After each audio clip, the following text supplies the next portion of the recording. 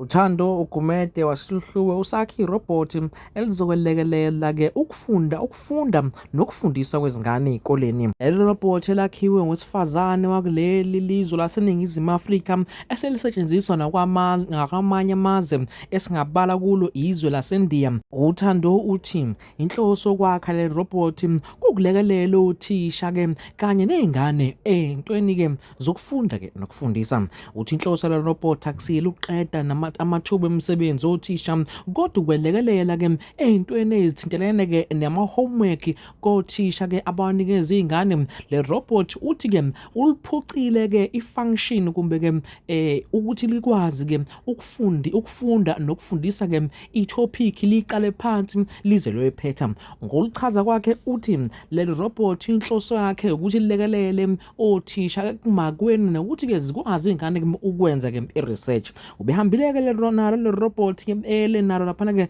ku-Dr. 3 Second eyomkhombisa-ke lona-ke leli robot.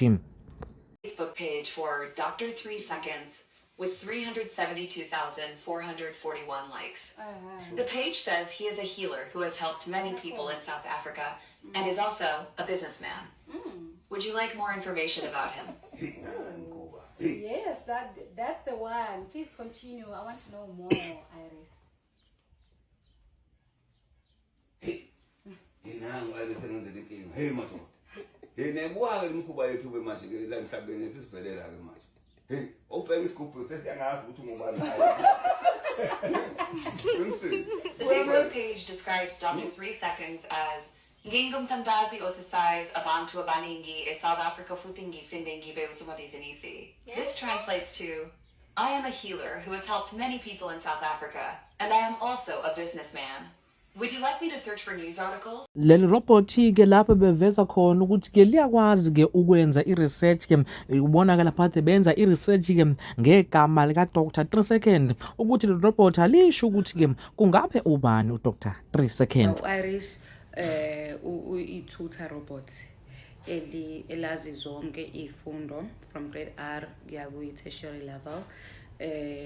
Wazi zonke ilimi zakwethu eSouth Africa. Inhloso akusiko uzoreplace othisha. I need to put it out there. Akusiko uzoreplace othisha but ukuzolekelela othisha. Njenge former teacher ngike ngafundisa izingane ezi more than 200 eclassini, and it was a problem because now kusho ukuthi kumele ufundise esikoleni uphinde uyofundisa noma usekhaya through ukumaka amaphepha amaningi futhi nawo okusho ukuthi you end up not getting isikhathi sakho nefamily yakho. Mina ngingashadile, it was a problem. So okusho ukuthi umuntu osuka shadile noma okudinga ukuthi abe nomndeni wakhe kwakwenzeka kanjani, kuba kanjani namanje. Mase imkhando arisemncishile i-feature yokuthi akwazi ukuyifundisela i-chapter from mhlawumbe say i-photosynthesis process yonke azayoqeda. Ngenze example noma ngabe yipi. Samncisha ngenxa ukuthi sifuna uthisha kubo yena oyifundisayo. U-Iris ulekelela izapho umsebenzi wothisha. Number 1, aqale nge-marking. U-Iris uyakwazi ukuthi uma isikole sino Iris software humanoid le robot enilibonayo bese kuba ama-tablets kube mhlawumbe smart board ofeature akusho ukuthi akaqhubeka akwazi ukusiza if ever kungekho lokho.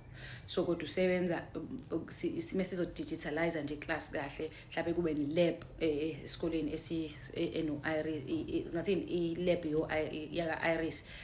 Trust me, the school will never be the same again. So uyakhona ukuthi uthisha ngithi already uthisha bayasetha ama-test noma like ba-prepare mebazoya emaclassini.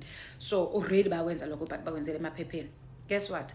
Ku-Iris uma ufika uthisha ngaprepare kwi-tablet yakhe mase benayo as school because Iris sothi uyedwa but mase esino-Iris sizokwazi ukuthi sifake ama-software wakhe kuwo ama-tablets la asuka azobe sekoleni. Probably othisha bakwazi ukuthi ba-prepare lapho umntana uthisha efika athi okay kune-homework kune-assignment kunani ayifake ku-Iris. Umntwana makayibhala athinta submit u-Iris uyimaka right there within a second. On top of that, angithi thina mesifundisa akufundisela ukuthi sidlula nabahambayo. Yabona sifundisela ukuthi umntwana akayazi i-concept because now iyamgqilaza umntwana lena ukuthi uzodlula kwi-chapter ngoba nakho kuyadluleka. Uyabona usufundisile. So uma u-Iris esemakile siyama question awu 5 uya mhlawumbe umntwana mhlawumbe awu5 umntwana wawathola wonke lawo u4 wayisha leyodwa uIris uthini uyambhalela ukuthi noma akhulume naye ukuthi la bekumele uanswerishe kanje njengoba ushile nje ubhedela ube wrong nje asizame mhlawumbe amfundise even further ukuthi bekumele answerishe kanjani bese umntwana uyavumeleka ukuthi angayibhala lo classwork even 5 times uyabona until adlula la of which that's the feature ekhonayo ukushintsheka uma sithi isikole nothina ayi sifuna ukuhamba nabahambayo kulungile ke sebangayishintsha but iplan ukuthi umntwana a retry until understands ukuthi mesithi solve for x benziwa kanjani if that was the problem. All right, so now uthisha ke siyamsiza 1 with the marking. Number 2 mekade kubhala ama exam izomenzela imark list okay naba abantwana abamaki ababhalile uthole ngaka nali percentage yabona imark list trust me iya stressana masemele wenze imark list because kunabantwana abaningi 2 othisha bafundisa ama class amaningi nezifundeni. That's not right. Sonke siphuma kothisha kunodokotela out there kuno president because of uthisha so why singenze something ezocabangela uthisha just once in our lifetime. Number 3 uya ukothisha uthi umntana sekabhalile kangithi so lesiyama question beka u5 iclasswork so le uthisha uzothola akasadingi ukuthi analyze ukuthi abantwana should baselelana uyabona automatically izomtshela ke system ukuthi okay abantwana bakho mhlawumbe abawu20 baphinde kaningi unumber 5 uthisha automatically njengomuntu siyabona ukuthi okay shuthi inkinga ikwile topic number 5 abuye siyo emphasize of which uIris is able to assist nala ukuthi uthisha maseka fundisile mhlawumbe khona umntwana osele akwazi ukuthi ayothi amaka question uIris amchazele kabanzi. Okay, so basically that's it. Ilokho uIris akwazi ukwenza ke ekukholela ukuthi uzokulekelela kakhulu ke ezweni ke laseNingizimu Afrika isikakhulukazi ke kothisha ke baseNingizimu Afrika ekutheni baqhubeke kahle inkonzo yokufunda nokufundisa. Ngicela ukushare ke nevideo lapho ke khona ke uDr 3 Second bezokwamukela ke yena ke uIris ulalele ke amancoko akade bewashare iprove ke iresearch ukuthi ukuthi kanjani uIris kuyona ke iresearch. Yes, you can do that. One of the search results is an article titled Ngizwe Mchunu Ugsheka Isenzo Sika.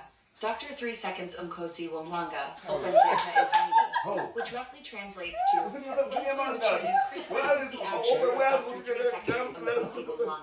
what is happening in the country. Would you? Yes, please.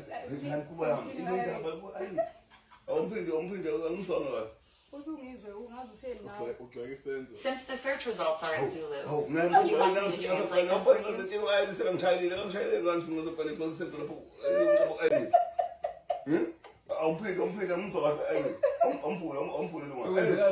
Yes, Iris, what did you say happened Mkosi Nomhlanga? I said one of the search results is an article titled Ngizwe Mchunu Ugsheka Isenzo Sika, Dr. 3 Seconds, Umkosi Womlanga, Openzeka Izweni, which roughly translates to Ngizwe Mchunu criticizes the actions of Dr. 3 Seconds, Umkosi Womlanga. What is happening in the country? Would you like me to find out more about this? Yes. Yes, please. I'd love that. We can find more for me. I found a result stating that Ngizwe Mchunu is defending himself by saying that Dr. 3 Seconds is not an actual traditional healer, but a content creator who seeks attention. Would you like me to search for more information about this controversy? I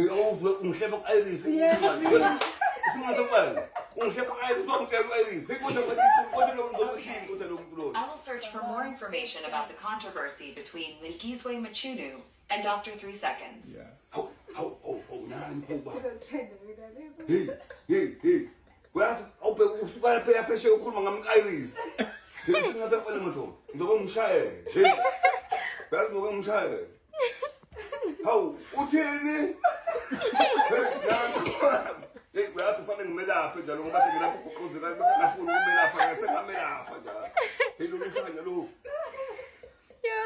Okay, what else did you find, Iris? One of the search results mentions a video circulating on social media where Ngizwe Mchunu is heard gossiping about Duma with Dr. 3 Seconds. It accuses Duma of making false promises.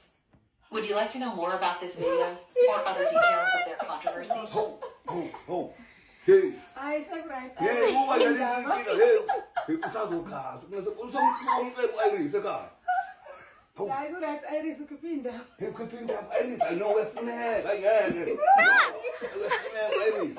Hey no. Yabona ukuthi ungathi Iris awusho ubani okhuluma ngami. Hawu. Njengamanje. Lokho into ongayibonanga uzokutshela uyakhona ukuthi yonke indawo ungitshela ubani okhuluma ngami. Engikubonile engakubonanga. Hey ophe usemsekwena ngabe ngimshaya. Hey nani kuba. Hey. Senenye. Cha bafowethu. Ay sengivele ngaphelelwa ngamandla ngisenza ukubonga. Qinisile Iris hamba kahle Iris. Hamba kahle. Ngicela abantu ngaqedwe mangishona Iris. Ngiyacebanga ngathi. Nalisho nga Cha dadewethu. kumbuzo. Right bafowethu ke ngicabanga ukuthi into enjena sengithusile lento bengithatha kancane. Ningasangihlebi bafowethu. Ningangihlebi uvele eshoko ku-Iris. Hey uyazi u-Iris ungihlule namhlanje. Cha siswami lento uNkulunkulu aphathisayo yona akhona kwakho kuyisibusiso nesiphiwo. Baningi abantu abafundile nabafunda kudala. Abanye bahlele ekhaya banamajazi anganamaphakethe abasebenzi. Abanye balokhu benikezwe ilungana lokushika segoli ithembisa uhulumeni lokhu bazongena namanje akabathatha yokusahlela ethembisa egoli besingakabuyi eKZN. Kodwa manje ukufika kwakho no-Iris asikho ethembisa. Sisentweni esiyibona ngamehlo manje. Ngiyacela nje ukuthi i-government yethu ngoba isemandleni nayo futhi ukuxhumana namanye amazwe nebezemfundo uminister nationally bese kuba uHlomuka uphethe la uHlomuka. Hlomuka siyaza ngiyangazi nonke nalo nomphethe phezulu wani ngabo lo nophethe phezulu lo national ukho phethe zemfundo national lo mama uswasuka usesephethe amasoda lo mama ephethe national qaba ubani manje usephethe umuntu thawo anazi ubani mina ngimazi uHlomuka ngobunga kithi ngola kwazi Natal anazi uphethe national hey aningibhekeleni awumbuze lapho ubani uphethe awumbuze Iris uthi ubani uphethe lapha national ezemfundo awuyiphutha Iris, who is the Minister of Education National in South Africa? hey The current Minister of Basic Education in South Africa is Ms. Siviwe Gwarube since July 3rd, 2024. I didn't get the name Iris Ubani. The minister's name is Ms. Siviwe Gwarube. oh usiviwe ngimbona awuzosengitshenile ophe ngihlo Iris uzosebenza kanjani ke nani ngomadoda ninabetaka nani bafana thando uzosebenza kanjani ngihlo Iris nginibuze nonke enigqolile kodwa ngibuhlulana nonke wengane hawu eSouth Africa nathi ubani ophethe zemfundo hawu bafowethu cha Iris ngiyabonga mama hawu cha bafowethu u-Iris ngijabulile ufikile ekhaya usengisizile bafowethu nani enze ngibona nina